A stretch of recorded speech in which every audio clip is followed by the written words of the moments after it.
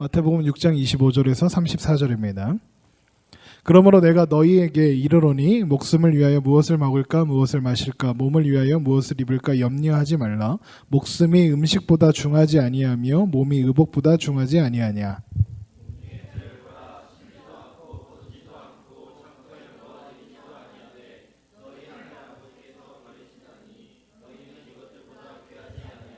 너희 중에 누가 염려함으로 그 키를 한 자라도 더할 수 있겠느냐.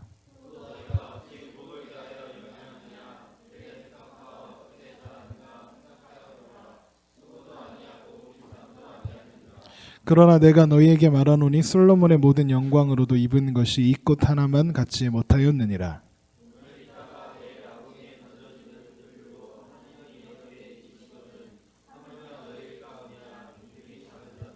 그러므로 염려하여 이르기를 무엇을 먹을까 무엇을 마실까 무엇을 입을까 하지 말라.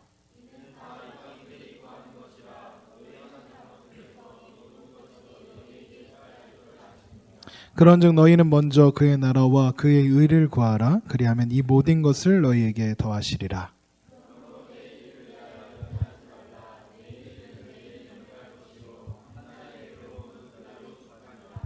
아멘. 우리 삶 가운데 새 일을 행하시고 또 두려워하지 말라 하신 우리 하나님 아버지 찬양받기에 또 감사받기에 영광받으시기에 합당하신 하나님 아버지께 영광의 박수 돌립시다.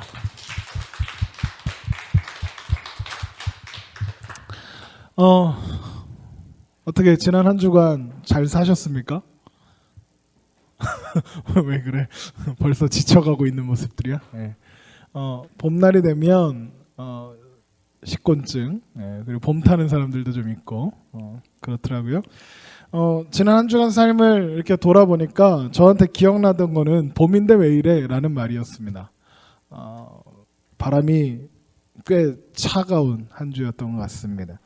이렇게 건물 안에서 보면 사무실에서 이렇게 밖을 보면 햇살이 너무 좋아서 광합성을 하기 위해 밖으로 나가면 추워. 다시 겨울이 온 것 같아. 햇볕은 너무 좋았는데 그래서 다시 안으로 조용히 들어오곤 했었습니다. 생각해보면 우리 삶이 그런 것 같아요. 이렇게 차가운 바람이 불어올 때가 있어요. 따뜻한 햇살을 보고 세상은 저렇게 따뜻할 거야. 이런 삶의 소망과 꿈을 품고 세상으로 갔더니 세상에는 차가운 바람이 불어오고 있어서 몸을 움츠리게 되고 또 꿈과 소망, 그 햇살에 대한 동경 대신 좌절을 맛보게 되는 그런 경우가 많이 있는 것 같습니다. 그런데 여러분 이런 시기에 이 봄철에 불어오는 차가운 바람을 뭐라고 하는지 아세요?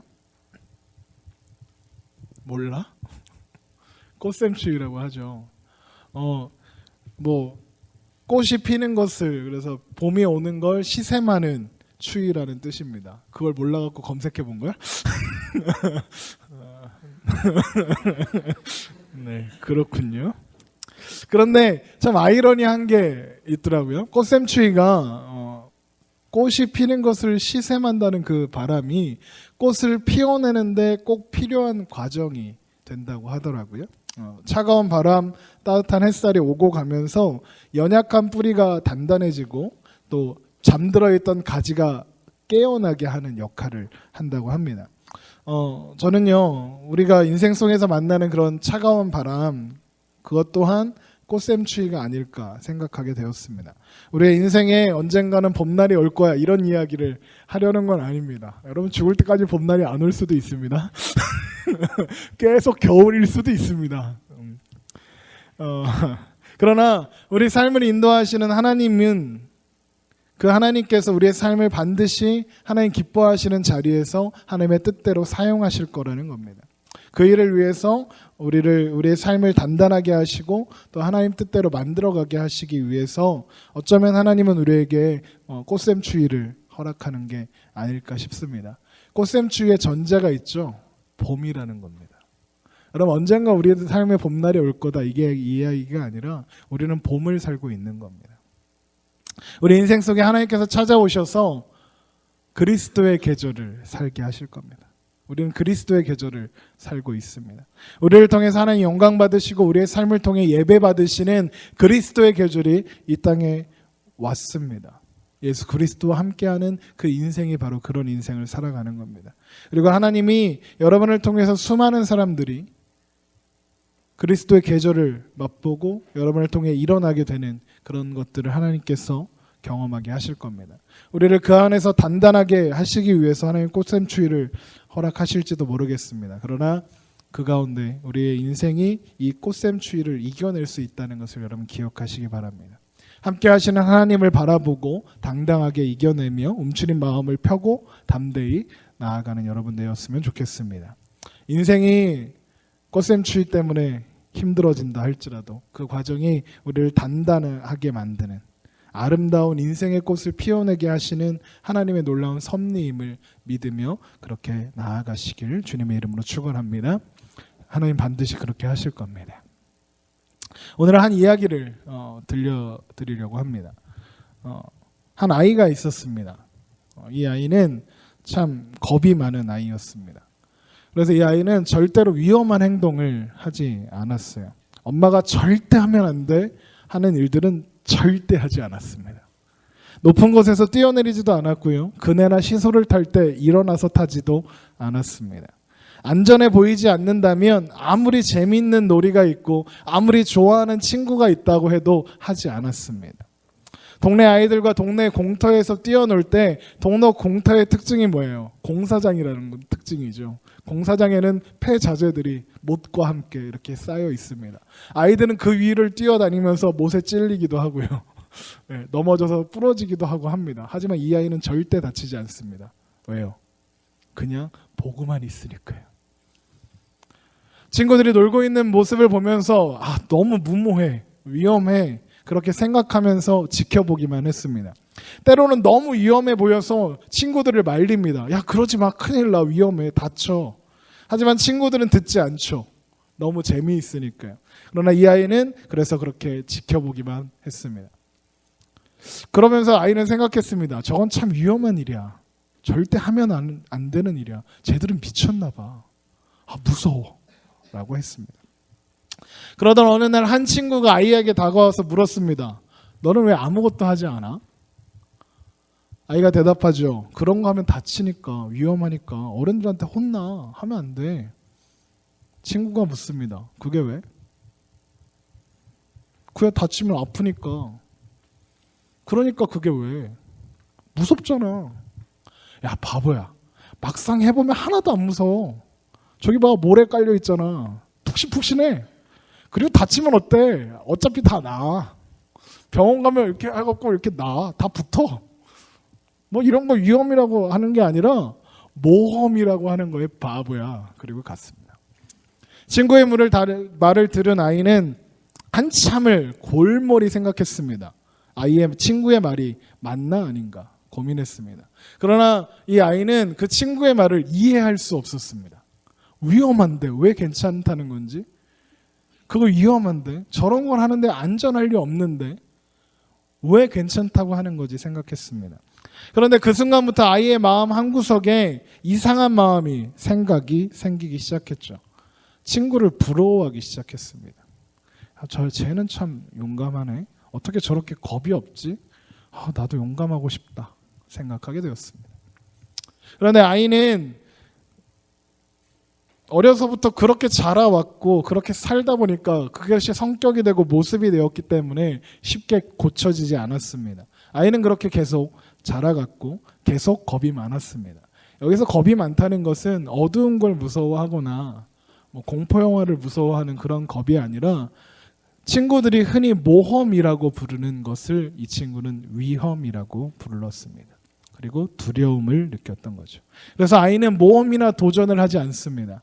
다들 안전하고 보편적이라고 하는 것, 그것을 알려주는 것 그대로만 하며 살아갔습니다. 물론 아이는 날마다 꿈꾸었습니다. 모험을요. 새로운 일들과 그리고 자기가 해보고 싶은 일에 대한 그 상상들을 항상 했습니다. 그러나 이 아이에게는 안전한 삶을 추구하고자 하는 본능이 있었기에 아이에게 꿈은 그냥 꿈일 뿐이었습니다. 그러다가 아이는 자라서 어른이 되었습니다. 여전히 꿈만 꾸는 아이의 모습으로 살고 있었죠. 그러다 어느 날 아주 옛날 그 친구가 했던 말이 생각이 났습니다. 그게 왜? 그러니까 그게 왜? 바보야. 막상 해보면 하나도 안 무서워. 그건 위험이 아니라 모험이라고 하는 거야. 얼마나 신나는데 이 이야기가 생각이 났습니다. 그러면서 이제까지 상상 속으로만 존재하던 일이 해보고 싶어졌습니다. 무서워, 두려워. 그런데 해보고 싶어. 이 마음이 들었을 때 아이는 이야기하기 시작했습니다. 자기가 해보고 싶은 일에 대해서 이야기하기 시작했습니다. 그러자 주위 사람들은 이야기하기 시작했습니다. 다 큰 어른이 꿈만 쫓아 살 수는 없다고. 그러다가 패가망신한다고. 너 어떻게 너 하고 싶은 것만 하고 사느냐고. 현실을 생각하라고. 어릴 적에는 왜 아무것도 하지 않냐고 탓하던 그 친구마저도 야 그게 쉬운 줄 아냐? 모험할 나이는 지나지 않았냐? 라고 이야기했습니다. 그래서 그 어른은 다시 생각했습니다. 나는 여태까지 그렇게 착한 아이의 모습으로 모험과 도전 그딴 거 안 하고 살았는데 이제 너무 늦었나 보다. 왜 이제야 그런 생각을 했을까? 그렇게 후회했습니다. 그리고 그렇게 고개를 숙였습니다. 그리고 생각했습니다. 그래 맞아. 나답지 않아. 너무 무모해. 그래서 포기하겠다고 그렇게 안전한 삶을 살아오던 그 삶을 계속 이어가야겠다 그렇게 생각하고 있었습니다. 그런데 그때 누군가 어린 날에 공사판에서 노는 그 친구들 곁에서 찾아와 이야기했던 그 친구처럼 누군가 속삭였습니다. 괜찮아. 늦지 않았어. 지금 아니면 언제 꿈꾸는 일을 해볼 건데 모험을 언제 해볼 건데 그냥 그렇게 익숙한 삶만 살 거야? 그 사람은 그 어른은 그 아이는 사탄아 물러가라를 외쳤습니다. 그리고 그 속삭임을 무시하고 또 무시했습니다. 그러나 그 속삭임은 계속되었습니다. 괜찮아. 늦지 않았어. 하지만 책임져야 할 일들이 너무 많은데 내 맘대로만 나 좋은 일만 하고 살 수는 없잖아. 그게 왜? 실패하면 돌아오지 못할 것 같아. 너무 아프잖아. 위험해. 그러니까 그게 왜? 모험한다고 다 성공하는 건 아니잖아. 그냥 안정적으로 사는 것도 모험이야. 그렇게 그 속삭임은 물러가는 듯 했습니다. 그러나 얼마 시간이 지나지 않아서 그 속삭임은 다시 들려옵니다. 괜찮아. 해봐. 무서워. 그래도 해봐. 괜찮아. 두렵다니까? 괜찮다니까? 생각보다 안전해.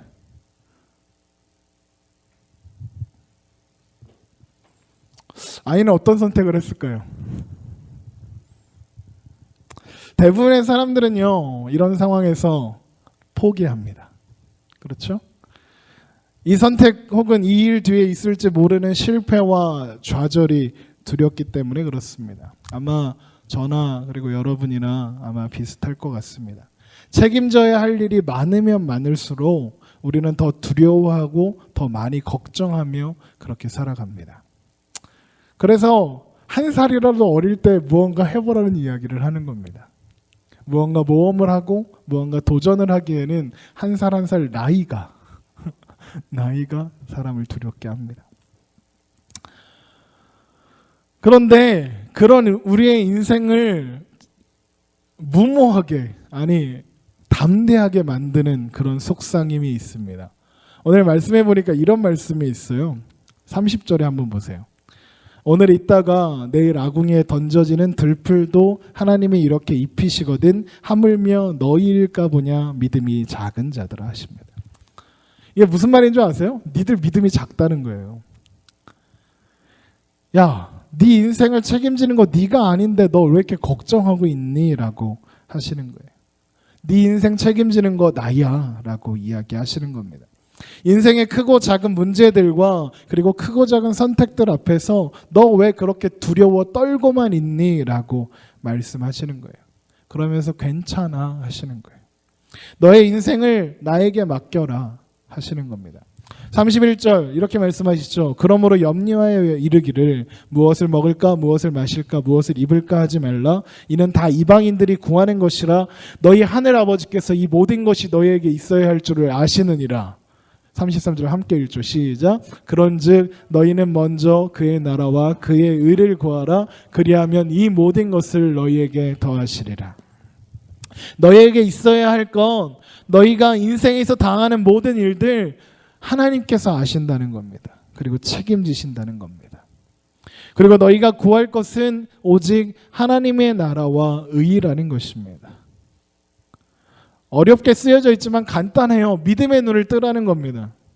하나님께서 우리 안에 부어주신 하나님 나라의 소망과 기쁨, 예배자의 사명, 하나님 나라의 백성, 하나님의 자녀된 자의 권세, 담대함을 가지라는 겁니다. 그리고 오늘 본문은요, 너희는 먼저 그의 나라와 그의 의를 구하라 해서 끝나지 않아요. 이렇게 끝납니다. 34절 함께 읽죠. 시작. 그러므로 내일 일을 위하여 염려하지 말라. 내일 일은 내일이 염려할 것이요 한날 괴로움은 그날로 족하니라. 여기 재미있는 표현이 있어요. 내일 일은 내일이 걱정한다요. 여러분 잘 보세요. 내일 일은 내일 걱정해가 아니에요. 우리 그런 말 많이 쓰죠. 야, 내일은 그냥 내일 걱정하죠. 오늘은 그냥 놀아. 이런 말 많이 하잖아요. 근데 그 이야기가 아니에요. 내일을 걱정하는 주체가 있는데 그게 누구예요? 내일이 걱정한다는 겁니다. 이게 무슨 말일까요? 내일은 내일을 우리에게 허락하시는 하나님께서 걱정하실 테니까 너는 걱정하지 말라는 겁니다. 너는 너에게 주어진 오늘을 그렇게 내가 너에게 살으라고 한 이 오늘을 살아가라는 겁니다. 오늘의 삶을 살아가라는 겁니다. 여러분 우리 삶은요, 우리가 책임지고 사는 것 같고 모든 것을 내가 떠안고 가는 것 같지만 아니라는 것입니다. 오늘을 허락하신 하나님께서 책임지시고 인도해 가시는 겁니다. 비록 현재의 삶이 때로 무기력해 보이고 보잘것없어 보이고 무모해 보인다 할지라도 그 걸음을 인도하시는 분은 하나님이시라는 겁니다. 너에게 오늘을 허락하신 하나님이시라는 겁니다. 그리고 그 하나님께서 괜찮아 그냥 해봐 하시는 겁니다. 지난 주간에요, 제가 우연히 오랜만에 듣게 된 찬양이 하나 있습니다. 옛날에 되게 좋아했던 찬양이었던 것 같은데 아주 짧은 찬양입니다. 듣다가 울컥해져 갖고 막 울고 막 그랬어요. 날 왜 이렇게 찌질하냐. 잠깐 들려드리겠습니다. 참 두려운 게 많습니다. 잘 모르는 것도 너무 많습니다. 부끄러운 일은 헤아릴 수도 없고 지치고 힘든 때에도 그때도 의연한 척해야 할 때도 있습니다. 아버지. 가사가 이래요. 하나님 제겐 참 두려운 게 많습니다. 잘 모르는 것도 너무 많습니다. 부끄러운 일은 헤아릴 수도 없고 지치고 힘든 때에도 그때도 의연한 척 해야 할 때도 있습니다. 이렇게 이야기합니다. 여기까지 듣는데 분명히 내가 알고 있는 찬양이고 노래이고 알고 있는 노래였는데도 참 울컥했습니다. 왜냐하면 내 마음 같았습니다. 참 두려운 게 많고요. 모르는 것도 됐다 많고요. 부끄러운 것 생각나면서 그랬습니다. 그런데 이 노래가 이렇게 이어져요. 그래도 하나님 아버지, 하나님을 아버지라 부를 수 있어서 난 참 좋습니다. 오 나의 하나님 아버지, 하나님을 아버지라 부를 수 있어서 난 참 다행입니다. 오 나의 하나님 아버지, 하나님을 아버지라 부를 수 있어서 난 참 좋습니다. 이렇게 이어집니다.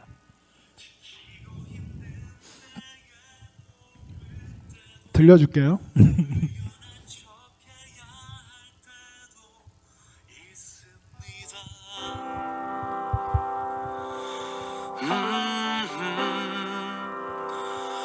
그래도 하나님 아버지, 하나님을 아버지라 부를 수 있어서 난 참 좋습니다.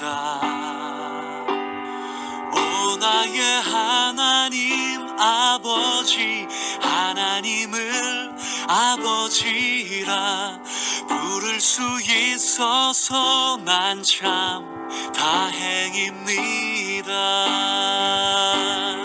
오 나의 하나님 아버지, 하나님을 아버지라 부를 수 있어서 난 참 좋습니다.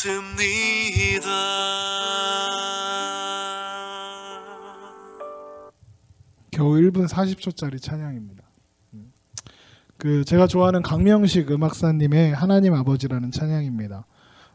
본인의 자조 섞인 고백을 그냥 피아노 앞에서 쏟아놓은 그런 찬양이라고 들었습니다. 여러분 그렇습니다. 두려운 것이 많고 잘 모르는 것도 많고 부끄러운 일은 헤아릴 수도 없고 힘들어도 지쳐도 의연한 척 해야 하는 그런 상황 속에서 우리가 살아갈 수 있는 이유 참 다행입니다. 그렇게 고백할 수 있는 이유는 하나님께서 우리 아버지시기 때문에 그렇습니다. 하나님을 아버지라 부르고 고백하고 그 누구보다도 우리를 사랑하시는 그 아버지가 우리 하나님이심을 고백할 수 있기 때문에 그렇습니다. 여러분은 무엇을 하려고 합니까? 어떤 인생을 살고 싶으십니까? 여러분은 여러분의 인생을 휘어감고 있는 염려와 고민은 도대체 무엇입니까? 그것이 무엇이든, 그리고 그것이 어떤 어려움이든, 그리고 그것이 어떤 선택이든 여러분의 인생은 하나님께서 붙잡고 계시는 것임을 여러분 기억하시기 바랍니다. 우리와 언제나 함께 하시는 하나님, 그 하나님을 바라보며 내 곁에 찾아오셔서 괜찮아, 해봐, 내가 있잖아 속삭이시는 그 하나님을 의지하며 그렇게 하루하루 살아가면 되는 것입니다. 삶의 문제와 어려움, 고민과 또 염려들, 선택, 하나님과 함께 걸으며 그렇게 하나하나 돌파해가고 헤쳐나가고 안 되면 쓰러지고 안 되면 그냥 좀 넘어가고 모른 척도 하고, 그러나 그 끝에 있는 그리스도의 계절 결국 승리하게 되는 것입니다. 그리고 그 순간들이 차가운 봄날의 꽃샘추위가 되어서 우리 인생의 꽃을 더 아름답고 단단하게 피워내게 될 것입니다. 여러분 그렇게 오늘을 사는 것, 하나님을 아버지라 부를 수 있어서 하나님이 내 아버지라서 참 다행입니다. 참 좋습니다. 그렇게 고백하며 살아가는 여러분이 되었으면 좋겠습니다. 여러분 그 자리가 예배의 자리입니다. 우리가 모여서 이렇게 드리는 예배만 예배가 아니라 하나님이 내 아버지라서 저는 참 다행입니다. 그렇게 그 고백하고 살아가는 그 삶의 자리가 하나님을 만나는 예배의 자리입니다. 그래서 우리는 예배해야 하고 그래서 우리는 살아갈 수 있습니다. 여러분 아까 그 아이는 어떤 선택을 했을까요?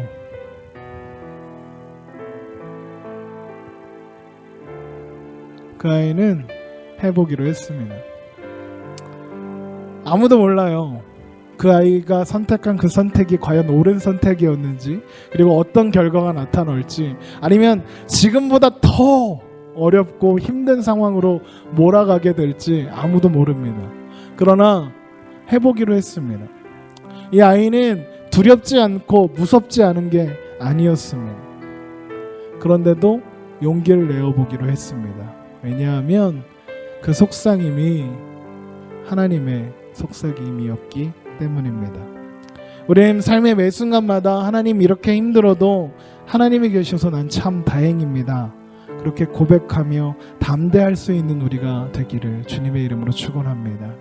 여러분 이사야 49장 15절에 보면 이런 말씀이 있어요. 여인이 어찌 그 젖먹는 자식을 잊겠으며 자기 태에서 난 아들을 긍휼히 여기지 않겠느냐. 그들은 혹시 잊을지라도 나는 너를 잊지 아니할 것이라. 여러분 젖먹이는 엄마가 아이를 젖먹여야 할 시간을 잃어버리는 엄마는 없습니다. 그 아이를 버리는 그런 엄마는 없습니다. 그러나 혹 그들이 버릴지라도 나는 버리지 않겠다. 나는 널 잊지 않겠다. 하나님 그렇게 약속하고 계시는 겁니다. 여러분은 무엇을 하시겠습니까? 우리 함께 찬양합니다.